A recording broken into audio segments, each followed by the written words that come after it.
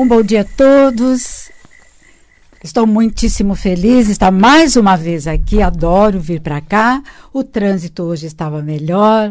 Cheguei super cedo, mas assim, eu tenho uma satisfação, uma alegria, uma felicidade em poder estar conversando ao vivo para vocês, fazendo sempre novos amigos, trazendo pessoas assim incríveis como a de hoje, que eu assim adoro muito o que ela fala, toda a pesquisa dela, que é a doutora Maria Tereza Pereda, que ela é uma cientista, palestrante, química, farmacóloga e é escritora também. Como vai? Tudo Maria? bem, Beth? Tudo é um bem prazer com você? estar aqui com vocês. É muito bom sempre vir e nós temos uma sintonia que é incrível. Não é comum, né? Mas eu admiro muito o seu trabalho, admiro as suas pesquisas e eu tenho assim prazer de chamá-la aqui porque eu sei que eu posso trazer qualquer assunto que você desenrola facilmente, viu? Então, porque estamos assim, o carnaval já começou referindo-se a alguns estados do Brasil, né? Isso. Ele já se iniciou. Então, eu queria muito que você falasse um pouquinho do carnaval, mas a origem do carnaval, sim, o seu simbolismo espiritual. Sim, sim. Né? Porque o carnaval, eu sei, todo mundo sabe, que é uma festa que arrebata multidões para as ruas, promove desfiles suntuosíssimos e com muita comida farta e muitos excessos também. Sim, sim. Mas assim, eu gostaria, você como uma pesquisadora, uma cientista, falasse para todos nós que estamos ouvindo qual as raízes reais do carnaval, por favor. Ok.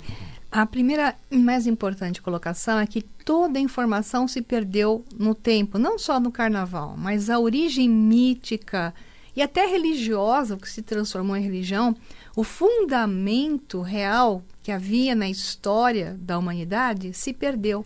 Por isso que quando nós perdemos a memória, nós perdemos a real informação e tudo se transforma de uma maneira que se transforma em religiosismos ou mitologias, misticismos, e geralmente distorcidos. Que não tem nada a ver com o carnaval, a não origem só, né? do carnaval, das raízes do carnaval, não tem nada a ver com o nosso carnaval hoje. Exato. O que existia no passado, a gente tem que voltar sempre numa linha de tempo que conseguimos retroagir.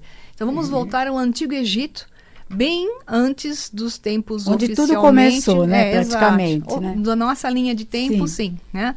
Então, no Antigo Egito, você tinha a influência espiritual. Então, a ciência e a espiritualidade eram uma coisa só. E você tinha, depois dos egípcios, obviamente, até os fenícios aproveitaram muito da informação que havia lá, trazendo da Mesopotâmia e do Egito, e levaram isso para o mundo. Então, a origem primária do carnaval foi carregada pelos fenícios, que levaram para a antiga Roma e transformaram aquela informação muito mais espiritualizada em uma festividade onde entram as bacanálias, né? Entra as saturnálias, que eram as festas onde entrava a bebida e o caos. Então, a questão do caos nunca ficou explicada na Grécia Antiga. Simplesmente havia um momento onde, por exemplo, as mulheres que eram tão reprimidas podiam festejar as suas festas sem homens, né? Exemplo, na Grécia Antiga. E nesse momento elas podiam beber, dançar, fazer o que elas queriam, porque era uma sociedade machista. Era uma orgia, virava uma orgia? Então, a orgia surge depois por causa da bebida das bacanalhas. E para ser uma orgia em si, por exemplo, na parte sexual, aí entrou os ritos ligado à plantação, cultivo, no momento em que as colheitas eram feitas, por isso as uvas, né? As colheitas eram feitas, havia toda uma ode ao poder da criação. Mas a origem do carnaval é simplesmente entender que toda ordem surge do caos. E o caos é fundamental no processo da criação. Então é um rito de passagem, onde temos a ordem, aí surge o caos, mas é do caos que surge a nova ordem universal.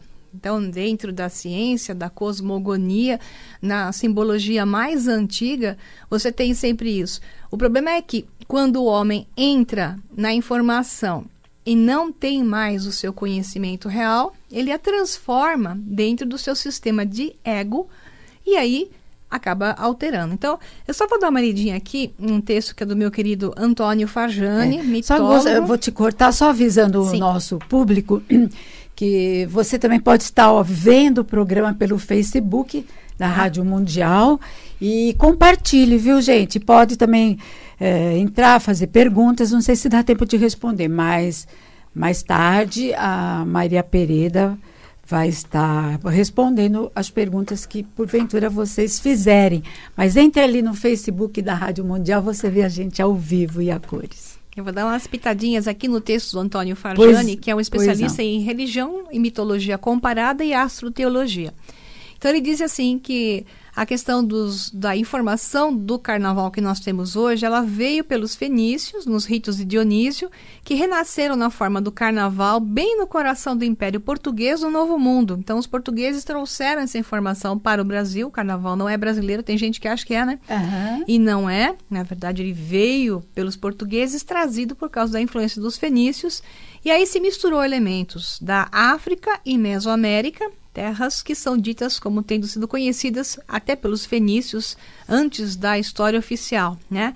E aí Veneza foi um ponto central no renascimento do carnaval, ou até naquela concepção da bacanalha, que é beber e entrar em perda de consciência e orgias, né? Mas no passado essa história não era assim, com essa configuração, porque no Antigo Egito você tinha o barco de Osíris, né? Então, o termo carnaval vem do barco naval, isso do Antigo Egito, claro que o termo era outro, que a linguagem era outra, e na Roma Antiga tinha a ver com adeus à carne, ou seja, era o momento onde você deixava o mundo da matéria e se entrava num mundo à parte, através até de substâncias que te levavam ao estado alterado de consciência. Ao estado alterado de consciência. O que aconteceu é que depois, com os ritos, digamos, ligados à natureza, ligados à fertilidade fertilidade e a cultura de agrícola e as colheitas, acabou se ligando também à sexualidade que no mundo pagão tinha a ver com a criação em si. Então, a visão de que havia um momento que era exatamente em dezembro, que era no solstício de inverno, onde o sol renascia, daí que a Igreja Católica adotou a data que era do solstício de inverno pagão e o nascimento do sol pagão, onde haviam esses ritos, né, de estar com uma festividade em função do nascimento do sol, quando o sol então surgia novamente no horizonte. E acabou se misturando tudo, tanto o que havia na época do equinócio de março, que era a entrada da primavera, com os ritos e solstícios de inverno, e virou uma festa só. Quer dizer, praticamente o carnaval perdeu a sua origem. Exato, exato. E no Brasil, eu acredito que em todos os países que nós temos no planeta, o Brasil ainda é o carnaval, assim, vamos dizer, mais suntuoso, exuberante que nós temos. Mas nada a ver. Ele virou um rito de matéria, né? De matéria, mas perdeu o seu conceito de passagem, da sua origem, perdeu a sua festividade de criação, né, da natureza, a natureza se recriando, o universo se recriando, e o próprio homem passando de uma fase para outra, numa expansão de consciência. São essas coisas que se perderam com o tempo. Sei. Mas a questão do simbolismo das máscaras, o porquê das máscaras? Então, as máscaras vêm da época do Antigo Egito, onde se representavam deuses usando máscaras. Então, é uma longa discussão, vou me ater à questão da máscara e não à real origem da máscara, senão nós vamos precisar de muita informação aqui. Mas começou com os gregos? Então, os egípcios já aplicavam aos seus deuses as máscaras. Aí os gregos, que tudo copiaram do Egito, né? Tudo, né? Exato, uma mistura de fenícios que trouxeram da Mesopotâmia antiga, né? Antiga Suméria e por aí. E os egípcios. Então, os gregos se formaram com informações de 2 polos fundamentais de sabedoria. Daí que eles aplicaram também a questão das máscaras, mas as máscaras tomaram força mesmo a partir da Roma Antiga, onde, para quebrar, digamos, aquele poder do homem sobre a mulher, né, e o próprio homem também poder não cumprir com os seus ritos domésticos de seguir o casamento, usava-se máscaras onde as pessoas podiam ter liberdade à vontade de fazer o que quisessem. Mas a origem da máscara não é essa. A origem da máscara para os egípcios era a questão da multidimensionalidade. É a questão de que nós não somos apenas a matéria que nós estamos vendo. Nós temos várias faces, por isso que se fala das várias faces de Deus. Nós temos várias faces, nós temos várias expressões de nós mesmos. Então, esses vários rostos, como as divindades hindus, né, que têm várias faces, representa a expressão do divino sobre diversas qualidades. Então, a máscara te dá várias possibilidades de expressão de qualidade. É quase a mesma expressão que os americanos usam hoje com o chapéu. Eles falam, eu vou mudar o meu chapéu, change the hat, né? Então, você põe o chapéu do trabalhador, você põe o chapéu de pai, você põe o chapéu, eles usam essa expressão, vou pôr o meu chapéu, que é o boné, né? Então, os americanos usam a expressão do boné, igual o antigo Egito usava as expressões para das as máscaras, ou os hindus utilizavam as várias faces que se expressavam. Então, o simbolismo mais profundo do carnaval, então, é espiritual. Você sabe que eu fiz assim, uma leve pesquisa, né, para poder conversar com você, e eu mesmo fiquei assim admirada de ver a origem simbólica do carnaval como uma origem espiritual. Sim, e sempre. Hoje nada a ver com o carnaval que nós temos hoje, né? Sempre foi, porque o homem moderno perdeu a noção da sua origem, não sabe de onde veio, portanto, se você não sabe de onde veio, só há caos no seu caminho. Então, se você não tem noção da origem, você só vai seguir qualquer caminho. E esse é o problema. O carnaval é um carro naval perdido em qualquer estrada, hoje. Mas não era isso. Só para ter uma ideia desse simbolismo do carnaval, vamos pensar como era visto, né, no carro do barco de Osíris, né, Ísis, que caminhava pelo rio, digamos, Rio Nilo. A visão que eles tinham era uma visão cosmológica. Então, assim, a nível cosmológico, o caos que eles viam como universo, a serpente Apófis, que vinha sempre ingerir o Egito, que era chamada de caos, né? E o deus Ra afastava a serpente com os seus raios poderosos. O caos tenta se apropriar na nossa realidade, do nosso universo, da nossa terra e do próprio homem. Então, se o homem não consegue afastar o caos, ele vai ser caos. Mas o universo é criado através do caos e se chega à ordem. Então, essa visão de carnaval era uma visão de passagem. Por quê? Por causa que você tem sempre essa ordem que sai do caos. Na natureza, o caos... é o rito de passagem. Isso. Na natureza, o caos é representado por qualquer estado de desordem, de escassez. Inverno, seca, inundação, terremotos. Mas é disso que tem a fertilidade. Exemplo, o Rio Nilo... Ele, uma época do ano, ele invadia as terras, né? Era um caos completo. Quando ele se retirava e voltava ao seu nível normal, as terras estavam fertilizadas. Então, a ordem vem do caos. E é esse conceito tão bonito isso que se perde, né? A nível ritualístico também, ocorria a celebração da fertilidade da terra, né? Que é o conceito que eu acabei de falar, antecedendo a depositação da semente, do humus, como é o caso do carnaval. Então, a questão da fertilidade é que acabou virando também o que se chamou depois de bacanalha sexual, porque é um rito de fertilidade. Só que para os povos pagãos, isso não é pecado, né?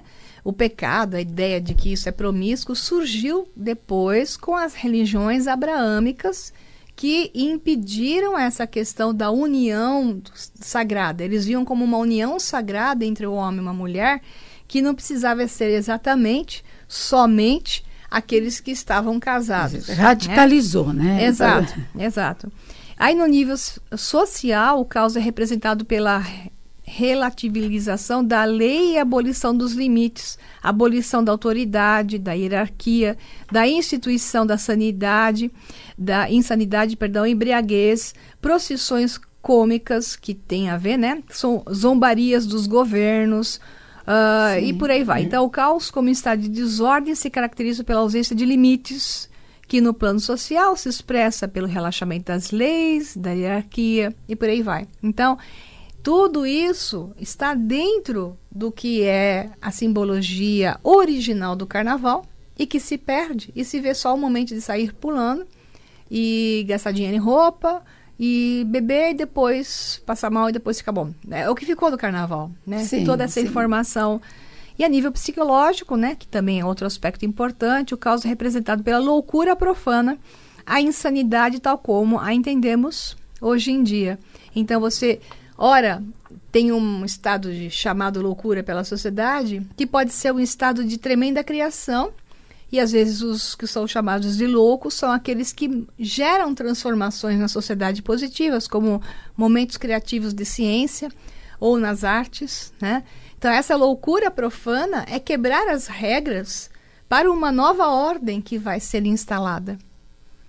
Então, na sua opinião, tudo está certo? Quer dizer, o carnaval de hoje, poderíamos chamar que hoje ele virou um caos? Ou é exagero meu? Porque não tem nada a ver com a origem do carnaval antigo. O que acontece, como eu falei, é que as pessoas perderam o sentido da coisa. Então, o carnaval deveria ser uma festividade ligada à natureza, com foco na natureza, com foco em colheitas, com foco na abundância da natureza. Deveria ser uma festa da natureza, uma celebração da natureza, uma celebração do nascimento do sol, uma celebração de um momento de comunhão para um novo processo, um novo nascimento de uma nova humanidade. Então, nesse momento, as pessoas deveriam cantar, dançar, celebrar, né? Mas com o foco da união de um todo, como era, na verdade, em um passado mais distante do que o passado do carnaval romano, que era uma ideia de comunhão com a natureza, fusão, uma espiritualidade de união, de conexão com o todo. E o carnaval hoje se tornou, na verdade, um separatismo, porque ele separa a alma do corpo e se permite apenas que os chakras mais básicos funcionem e não se ativam os chakras superiores. No passado da humanidade, esse processo era um processo de ativação de todos os chakras. Era um processo de conexão maior. Por isso até que entrava a figura do deus Baco, aquelas bacanalhas, o deus Baco que é meio homem, meio bode, digamos assim. E era considerado, que coisa horrorosa, mas não se entende que essa figura, na verdade, veio do Antigo Egito, através da figura do bode no templo de Amon, onde você tem vários bodes na entrada do templo de Amon e você tem aqueles chifres de bode. Todo enroladinho. Isso, como era a representação do deus Baco. De onde saiu essa representação? Do Antigo Egito. E da onde saiu esse chifre? Da onde que a ideia do deus Baco surgiu? E por que ele era a visão de uma certa loucura? Porque dentro do nosso cérebro, essa é a ciência atual, nós temos 2 chifres de Amon, ou seja, isso se chama pela ciência de hipocampo. Os cientistas chamam isso, neurocientistas, eles escrevem até, interessantemente, nos seus artigos publicados, a região do cérebro do hipocampo e colocam entre parênteses ou aspas, ou eles colocam assim, chifres de Amon. Quer dizer que nós temos esse embutido, vamos dizer, exatamente dentro, no cérebro. Em cada área lateral do cérebro, nós temos esse cornete enrolado, que é exatamente aquele chifre de bodezinho enrolado, que são as áreas, segundo a neurociência, que fazem com que você analise as realidades que estão à sua frente, não só esta como realidades paralelas. Então, é a capacidade de discernir entre o certo e o errado, entre as várias possibilidades que estão à sua frente, você utiliza esses dois lados do cérebro. Então, quando você está alinhado com, digamos, aquilo que você está decidindo na sua frente, você toma decisões coerentes, os chifres de Hammond estão ativados, ou seja, o hipocampo, essa região de cornetas do cérebro estão ativadas e você tem uma capacidade, uma habilidade maior como ser. Os egípcios sabiam disso, por isso eles representavam os bodes. E eles representavam os bodes não porque eles achavam que o bode, o carneiro, era sagrado, e sim porque eles sabiam que nessa região do cérebro estava uma propriedade muito importante do homem, capaz de dominar-se a si mesmo e tomar decisões e ancorar mais informações na sua multidimensionalidade. Os gregos pegaram essa história do bode, levaram e transformaram isso num deus mitológico que tinha a ver com, digamos, ritos de passagem, tomadas de novas realidades, mudanças de estilo de vida, passagens, mas perderam também a informação científica, que só se retomam hoje em dia. Então, até você tem os maçons que se chamam irmãos de bode para cá, bode para lá, eles também não entendem isso, porque eles também perderam a informação. Por que do bode? Só a neurociência hoje explica, né, a importância desses pontos centrais do nosso cérebro, de cada lado, que são áreas onde você se torna mais desperto, mais capaz de si mesmo. E depois você vê a distorção. Aí depois se demonizou uma coisa que nada a ver. Infelizmente, nosso tempo já se esgotou, mas você vai voltar aqui. Com muito prazer. Por favor, segunda-feira, né? Segunda-feira você vai estar aqui novamente para a gente falar sobre um outro assunto. Gostaria que, então, você se despedisse e deixasse um contato, por favor, okay. Pereda. Quem quiser entrar em contato comigo pode entrar pelas páginas do Facebook. A mais ativa é Facebook.com/O Sol Negro -livro, que é a minha trilogia de livros, né, que eu escrevi. Também podem procurar Maria Pereda -M.C. Pereda, que é meu nome como escritora, MC Pereda. E o meu canal do YouTube, que é Maria Pereda. E você digita também O Sol Negro 11, tudo junto, para poder me localizar mais fácil. Muito obrigada. Bom, obrigada. Eu que agradeço. Olha, eu adoro quando você vem aqui. Muito obrigada. Nossa, maravilhosa. Bom, gente, encerrando o nosso bate-papo, você também pode entrar no meu Facebook, ver todas essas matérias, que é Beth Frati, é facílimo de entrar. E eu encerro com uma frase de Augusto Cury, que diz o seguinte: quem tem luz exterior, caminha sem tropeçar. E quem tem luz interior, caminha sem medo de viver. Gente, fiquem com Deus. Um maravilhoso final de semana, com muita alegria, com muita diversão e com muita responsabilidade. Um grande beijo e até segunda-feira, às 7h30 da manhã. Até lá.